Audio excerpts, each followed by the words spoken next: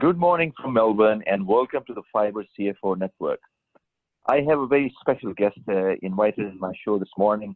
She came all the way from Texas in the US to join me in today's conversation.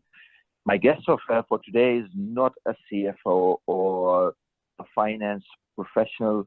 Instead, she is someone who is helping CFOs and other business leaders in not only understanding the importance, but also unleashing the power of a critical asset of the modern day business world, an asset that oftentimes gets overlooked at. Ginger Luttrell, the founder and the CEO of SunSource, the official and the only community dedicated to the role of enterprise super users. Welcome, Ginger. How are you? Wow, awesome. Thank you so much. I'm really super excited to be involved with this. Thank you for inviting me, and what a great intro. Thank you. Yeah, it's a good morning for me and a good afternoon for you. That's exactly right. Right. So Ginger, I'm going to kick off the discussion by asking you, by inviting you to actually let us know about your career background, about your professional history, and also let us know about what has motivated you to build up this brand, which is called SunSource. Oh, I'm happy to do that. And I get pretty passionate about this topic. I got lucky enough to fall into what is my passion area. So anyone that knows me knows this is very exciting for me to do this. So the way I got started, right out of college, I was a software engineer. And so by trade, that's what I am, a software engineer, and actually had a software company in the oil and gas control systems. So nothing to do with SAP. But I did land myself at Texas Instruments in Texas. And at that time, they were moving to their SAP implementation. And so I got lucky enough to get involved in that and started working with the technical side, but also working with the business side. And so I do have a background in the SAP technical side, both configuration and ABAP. But I got a call, and this was in 1998. I got a call from a friend who had gone to another company, and she said, "Hey, Ginger, we are rebooting our super user program. We've tried and failed twice. And so we're going to hire this external. We're going to bring somebody external in to help us out with this. And I think you would be great for this." And of course, I had big question marks. Like, I always thought I would fall on the technical side, again, having a technical company. And so she said, I think you would be great at it. And me, I'm adventuresome. So I said, sure. I jumped and went over there. I left Texas Instruments, started my consulting business. And my very first job was to reboot a super user program. And again, I never in a million years thought that would happen, but I fell in love with it. And at the time, I saw that there was really a huge missing piece in it because at the time, people were only doing that around projects. And so I developed a model for implementing a sustainable super user community. And with that first project, we won a President's Award. And then that's what that just happened over and over. Companies, I would get in there, we would start up a super user program. And so that's a long time ago. That was in 1998. Well, at the time, no one cared about super users except within their own company. And so I just did that really under the radar. And then I had a group of companies ask me if I could get them together to network about this. And that was probably about 2007. And again, no one really cared about super users, so we really ran it under the radar. But in 2012, I started seeing some market changes, and we'll talk some more about this in a bit. But I started seeing some market changes that it was time to really launch this community as an official community. And I got some validation around that. And in December of 2013, we officially launched. Wow. That's a fascinating career journey, Ginger. Now, we all know that these super users, they are the designated resources in any business enterprise who learn and and then transfer knowledge to the end users. And they kind of act as a bridge between the project team and the end users as well. So a lot of people see them as the change agents, and if you like, facilitate for making any project a success story. Now, since these individuals have been around, or this role has been around, supporting projects for a long time now, I mean, what we have seen is that recently there is more and more discussion that includes super users in more project agnostic position. So tell us what's new in the space that's causing this increased awareness. Yeah. I love to talk about this because, I do get people that ask me, so what's the big deal? I know about super users for a long time. Yeah, super users were identified as a project thing, and companies did that over and over. But even back in '98 and the early 2000s, people were still saying, hey, we have our super users for our project, but after the project ends, we want them to keep being super, but it falls apart. The team falls apart. It starts decomposing. And before you know it, we can't even find our super users, and they're certainly not connected. And so then we have another major project that comes up, and everyone's asking, where are the super users? And we have to go rebuild that all over again. And every new big project that comes along, we end up having to go rebuild that again. And so that's been the cadence that has been happening for decades in the market. The thing that is so different now is that there is an increased awareness that we have got to bridge the cross-functional gaps within companies. And this is where companies are bleeding between the functional gaps. And so you might hear CFOs and CEOs say, hey, we have good people and we do a great job in each of their functional areas. And we have really smart people that, are rock stars in their functional areas. But the gaps between those functional areas are really causing us a lot of problems. And now as we move to cloud-based solutions, this is an increased problem, because now you have people out in the business that can start making decisions and swipe a credit card and get a system. And they can do that without IT in the mix. And that is happening.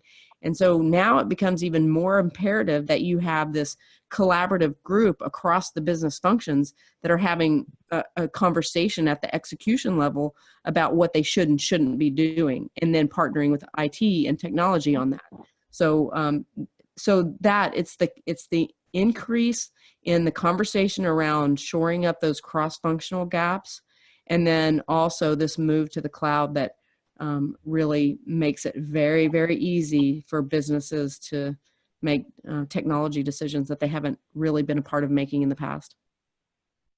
Absolutely, and I think I can relate to that because I've done a few projects in my career for ERP implementation, and I have actually seen it firsthand that these group of individuals who we call super users, as soon as the project is over and you deliver the project, the whole team just falls apart because there's no structured way to facilitate those people in their learning, in their continuous development, and most of the time what I've seen is that once the project is delivered, 12 months from then on, you see that most of the people, they just leave, they go to different roles, or they leave the enterprise, they find another job, and then the companies and the businesses, they struggle to fill in those gaps because there's no succession planning, there's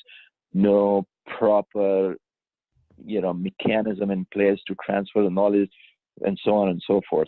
So, but what do you think? I mean, why should the CFOs and the senior finance professionals and business executives have their eye on this particular area? I mean, why is it so important for the CFOs?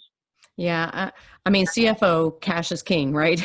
The CFO cares about the cash flow in the company, cash going out the door, of course, coming in too. Yep. But if you think about these problems between the functions, and if you think about having a user base that they don't know they don't know proper execution of, let's say, the transactions within an ERP system like an SAP. If they're going in there and they're making mistakes, those mistakes can hit the bottom line. An example of that might be, we make a mistake in shipping addresses or whatever the case may be, and we don't understand the downstream implications of that, and we ship the wrong product to the wrong customer. Yep. That's a problem. And you're just talking about one case of that. And then data errors. If we're making data errors translate into cash out the door, because we have to go fix those at some point in time. And I myself have been a part of plenty of projects that were nothing more than a data cleansing project. And guess who you're paying? You're paying consultants to come in and help you with those projects. So it can really translate into dollars. But also, I believe that from a strategic standpoint, with increased visibility that's going on in the market, and certainly SunSource is driving that increased visibility of this role of super user and how important it is, these executives are now going to have their employees asking about this, because it's going to be coming up. And first off, you don't want a market movement to be happening and your executives are the last to know, or they get caught off guard. And second, if everyone is trying to get a handle on having an organization that performs seamlessly across functional lines, then you want your executives to know that this can be solved. This is an age-old problem that must be fixed. Now we're bringing the visibility, we're bringing it up to the surface. You can't ignore it any longer. You've got to fix this problem. And super users are perfectly situated to operate in this space, and the great ones do a really great job at it. Absolutely. Couldn't agree more on this one with you. Ginger, I mean, you're on the SunSource Network, which is a platform that really binds the global community of super users together. So let us know about what offerings you have for now, and what are you planning to bring on the table in future to help companies not only to adopt but also to adapt to this new value opportunity. I mean, how can a business not only in the US but also in Australia or in the Middle East or in Europe can benefit from the work that you're doing right now through SunSource? Yeah. One of the things I like to say right now is we're not even out of diapers yet. So we have a lot to do. I mean, we're a really, really young community in terms of life cycle. And it's a really exciting journey. And I love being a part of watching it evolve and unfold. I feel like every single day. And so I would say that member networking is really, really important. So we are really trying to bring opportunities for members to get together and learn from each other. And we're really working with our leaderboard, who are, they are actually super user leaders right there on the front lines. And they're really looking at how do we bring new super user leaders or emerging super user leaders in to network and learn from each other. This is really, really important, because the overall maturity in the market of a super user network is pretty low right now. And there are plenty of companies out there that are running. I mean, look, every single company out there, you've got super users either by default or by design. So either one, you still got them. And a lot of companies are still way by default, which means we don't know what the super users are doing, and there's no way to help them and govern them. So I think the networking aspect is really, really important. So we're already doing that. We're looking at bringing up local communities. We've got one in Chicago and we've got one in Dallas, and we're really trying to nail that model before we go and scale on that. But we do have virtual networking available. But this year, some 2 new offerings that are coming that I'm really, really excited about. Number one is skill and capability badging. This is our journey towards certification. Ultimately, we are going to nail super user as a role in the market and super user leader as a role in the market. So if you think about the journey of business analysts, you know that I was around, I guess I'm dating myself, but I was around when business analyst wasn't a thing. And I remember coming across the first business analyst and this guy telling me he was a business analyst. And I was saying, what do you do? Like, what is that? I've never even heard of that. And that's a great example. Yeah. Yeah. And so it gives you a visual image of what we expect to see because, I'm not looking at today. I'm not looking at this year. I'm looking 5 and 10 years down the road, and I can see it very clearly. So we have to have skill and capability badging and start moving that into the market. And we're moving on that this year. We're moving at a slow pace so that we can get it right. But I've got a badging and certification team that's been working on this with some pretty nice companies that everyone would recognize. And I'm really, really excited that about the work that they're doing and knowing that we're going to bring that to the market this year. And then we also have a jumpstart workshop. So I mentioned earlier, we've got this model that I developed back in 1998 and 99, and it has won 2 President's Awards, which we're very proud of. And this model helps a company to do it and do it right. The problem is companies don't know how to do the sustainability. We all know how to bring up super users as part of a project. We've been doing that forever. What we don't know is how to sustain that. I mean, not over 6 months, but I'm talking about over years, and have that as a part of the organizational structure and DNA of your company. So we are now bringing a Jumpstart workshop to the market. We're going to deliver 2 public offerings in 2019. So I think this is going to be really, really great because it's going to be a tool that companies can use to say, I don't have to go figure this all out myself. I mean, someone's already done it. So let's just leverage that and leverage the network. So again, we're not out of diapers yet. We're barely walking, but we have a long way to go, but the future's bright. You actually came a long way, and as a CFO who has managed a few projects and who has dealt with the super user community, I definitely see a great value proposition in what you're doing. Ginger, it's always a great pleasure catching up with you. Thanks a lot for your time to come to Melbourne all the way from Texas. And look, we all look forward to seeing your super user network, which is the sun shining wherever super user exists in the world. Thanks a lot once again. Thank you so much. It's a great pleasure. Good.